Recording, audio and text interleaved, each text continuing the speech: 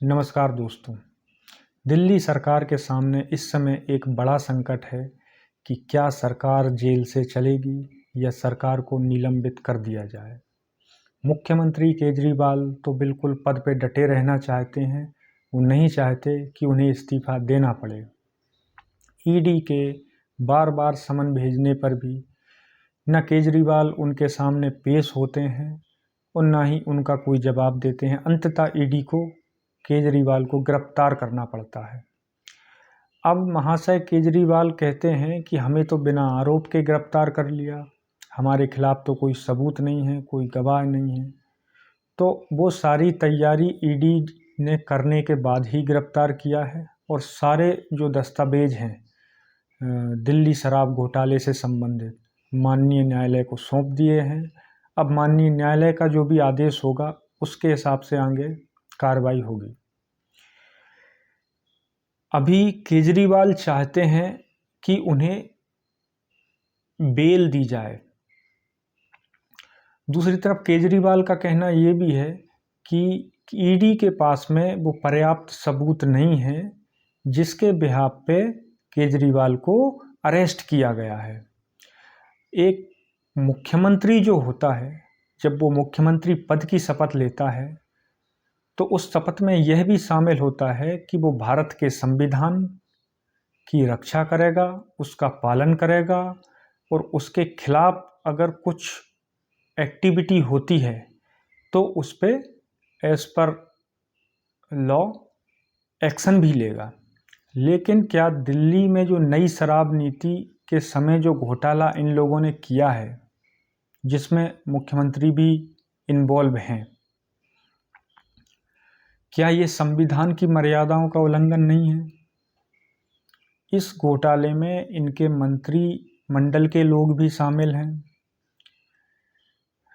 दक्षिण का जो ग्रुप था, क्या उनको नई शराब नीति पहले डिस्क्लोज नहीं की गई?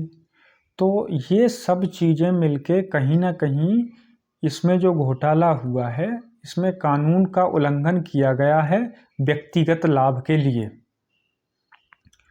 तो केजरीवाल के ऊपर जो आरोप हैं वो सिर्फ आरोप ही नहीं है, उनमें बहुत ज़्यादा चीज़ें अभी निकल के सामने आनी बाकी हैं।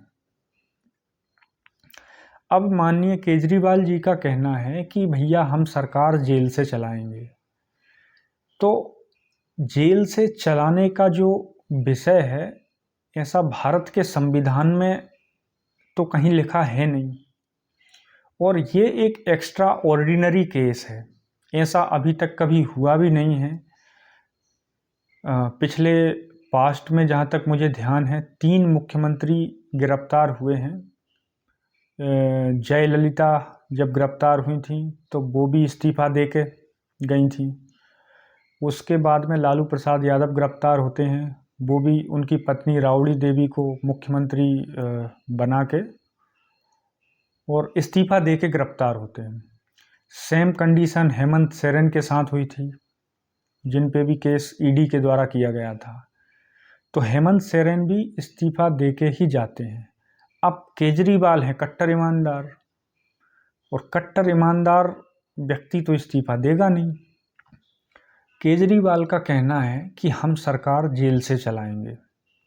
अब जब सरकार जेल से चलाओगे तो जो मंत्रिमंडल है, मंत्रिमंडल की जो मीटिंग्स होंगी उसमें केजरीवाल सशरीर तो जा नहीं पाएंगे। बार बार कोई भी फाइल पे सिग्नेचर कराने के लिए या कुछ भी डिस्कशन करने के लिए बार बार कोर्ट जाना पड़ेगा। दूसरी तरफ एलजी को अगर कुछ डिस्कशन करना है तो एलजी तो किसी मंत्री से डिस्कशन करेगा नहीं, ऐसा तो संविधान में कोई प्रावधान है नहीं। एलजी तो डायरेक्ट मुख्यमंत्री से कनेक्ट होगा।